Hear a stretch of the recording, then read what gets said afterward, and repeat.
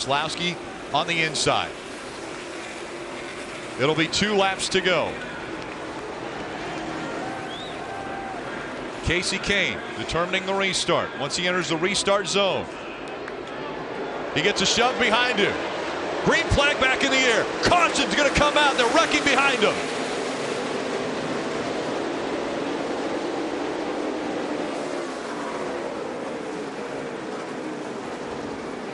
Aric Almirola, Ryan Blaney.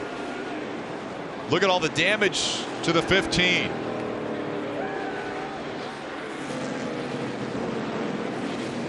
Smoke coming out of the 11. Ray Gaulding involved in the 55. This wreck is because you're coming green-white checkered, and everybody knows if you push the guy in front of you, it's going to make that line go faster. And this is pushing gone wrong. And we saw it out of the car just behind Kasey Kahne. He was pushing Kasey Kahne before they even started. He pushed Kasey so hard, he pushed him sideways and actually hurt his restart. There's Ryan Blaney, disappointed as he climbs out the 21.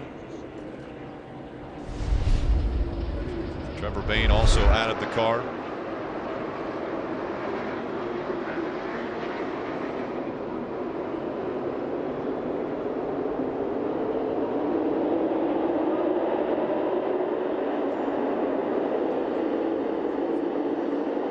Trevor Bayne was third. He was just behind Brad Keselowski.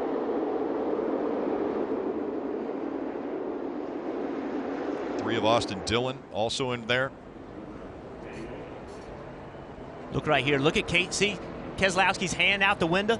He's asking for help. Hey, push me. Give me a push. That's what this is all about. And it actually helps Brad Keselowski. He actually gets ahead of Trevor Bayne, I believe. This push from the 6 car is better than the push from the 11. The 11 pushing Kahne actually knocked the rear tires off the ground. The push from the 6 pushed the 2 car ahead. And Michael McDowell in the 95 was pushing the 6 and pushed him right around. I think the leader of this race just switched. I think Brad Keselowski is going to be the leader of this race. Again, just everybody's pushing long straightaways. Everybody wants to be the first line into turn 1. And it's hard to reference, but it looks like Kasey Kahne chooses to wait to the end of the restart zone. Now, he can absolutely do that. He can fire the race anytime in start that zone. But the problem when you wait is everyone's trying to anticipate. So they roll up on you. So here you'll see the zone, and it looks to me like the 5 chooses not to go. So as Brad starts to accelerate right here as they get close to the zone, the 5 waits. And look at the gap behind the 95 and behind the 20. That's what all these people are trying to do. They're trying to time when to go and when to make that push happen. All those times don't happen right. We end up with this bunched up group. And that's what it is. Denny Hamlin accelerates like the 5's going to go right at the start of the zone. The 5 doesn't go. This is the view. You see how much movement there is left to right, and then finally the 6 of Trevor Bayne just gets pushed out of line. So now basically the leader will be decided off from a loop line, the last loop line crossed before the yellow flag was thrown. But it looked to me that the 2 had cleared the 5. So we'll have to get word from NASCAR. But I agree. I think Brad Keselowski is the leader of the race.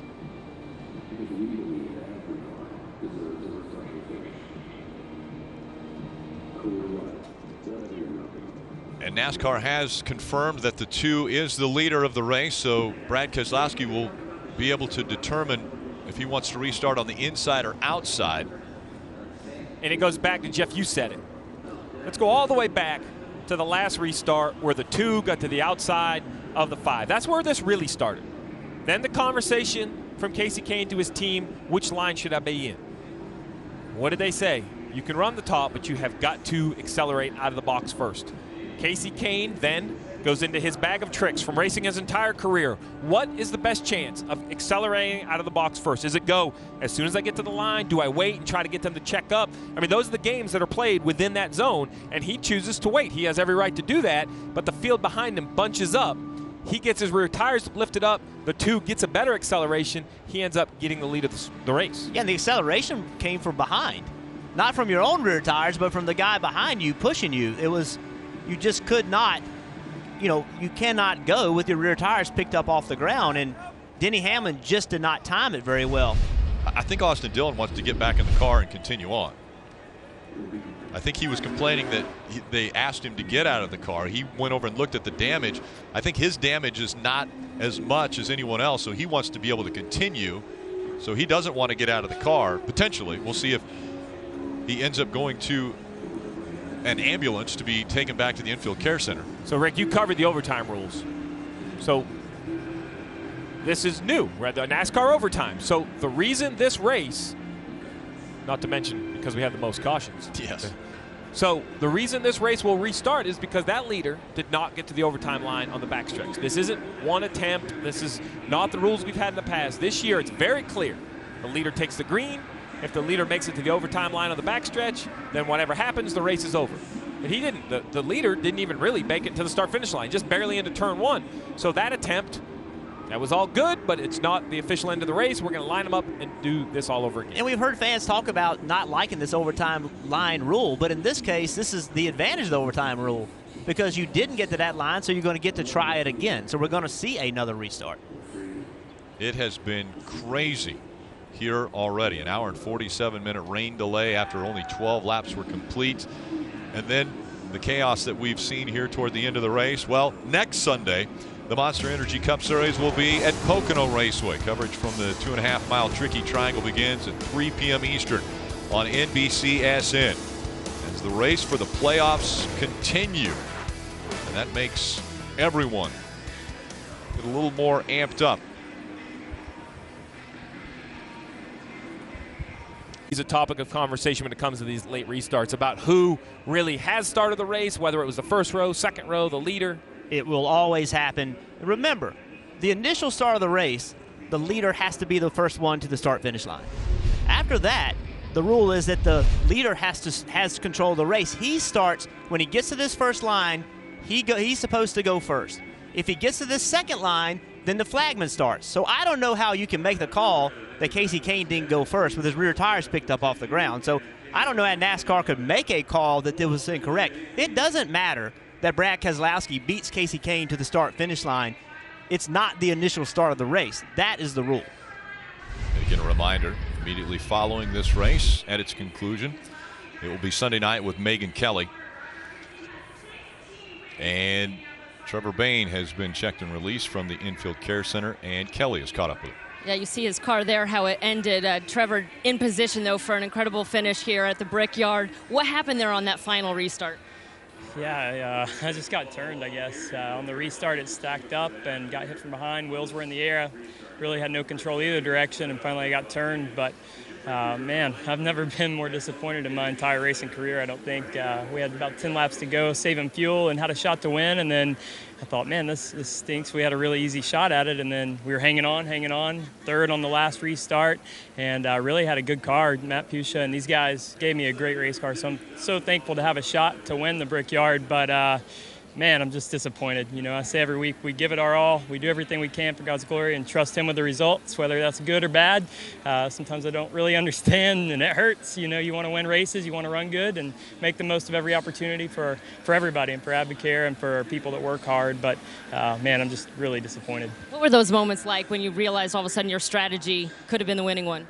I was kissing the bricks in my head. You know, I know it's a long way to go, but really we had a big enough lead, and I was saving fuel and really making good lap times. A lot of times you watch Kyle Busch, and he lifts early here and makes good lap times. So I studied that this week, and it really paid off. But in fuel strategy, you save, and you're going pretty fast and saving the tires. And we had a huge lead over the 20. He was coming, but I think I could have held him off. And, man, you don't really get many opportunities for strategy like that to play out, and it was. And when the caution came out, I think I might have bent my steering wheel a little bit, and then after that one on the front stretch, you know, you're just like, what a day. But, man, it's just really frustrating. We're waiting on a break. We've been running really well, and we want to get those results for everybody. Thank you, Trevor. Parker?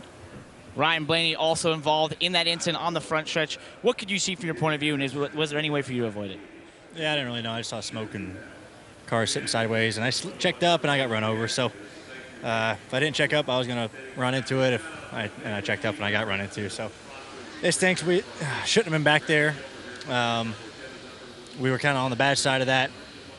deal there at the end where a bunch of cars were trying to make it, and then the caution came out, and we ended up pitting, and it dropped us back to 9th or 10th. And then we got into it when the 13 run the 42 in the infield wall there, and we got the 42, and we had damage, so we had to come back in and pit, and then that put us back there, and we were just going to ride out to the end and got caught in that wreck. That's just kind of the way it goes this day and age, I guess. But we had a really great car. I want to focus on that for sure. Probably the best car I've ever had here in the past 3 years, and I can't thank the Wood Brothers and Quick Lane and Motorcraft enough for doing what they do. That was a lot of fun all day running up towards the front. We weren't in a great position at the end, and unfortunately it bit us. But we'll go on to where do we race at next week? Pocono, which is a good racetrack for us, and hopefully we can rebound there. Glad you're feeling okay. Also involved in that wreck was Austin Dillon. And Austin, we saw you motioning to the officials there. You wanted to maybe get back in the car. What was going on there? Well, I thought the car was good enough to at least roll around and finish the race, but I see it's getting dark, and they need to get the cars off the track. So maybe they can finish the race that way. And it just stinks for our Molly coach. We kind of missed strategy all day. We were on the backside of it and kept having to come from the back to the front, back to the front, and had a decent car, just never got the track position. We needed to do something with it. So it's frustrating, but we'll go on to Pocono. A lot of cautions to end this race here. Was one of the things attributed by Kyle Larson was there was a lot of blocking out there. Was that something that was attributing to some of these wrecks that we're seeing? Yeah, I mean, I've seen a lot of blocking and just people trying to go win a big race. This is a Wreckyard 400. Everybody wants it, and hopefully it's good for the fans to see the aggression out of their drivers. I think we get overlooked, but we all want it really bad. There's a very big historic trophy there for these guys out there, Rick. Absolutely. Look at the Monster Energy race summary. And right now, Brad Keselowski is being scored as the race leader. There have been 7 that have been out front, 9 lead changes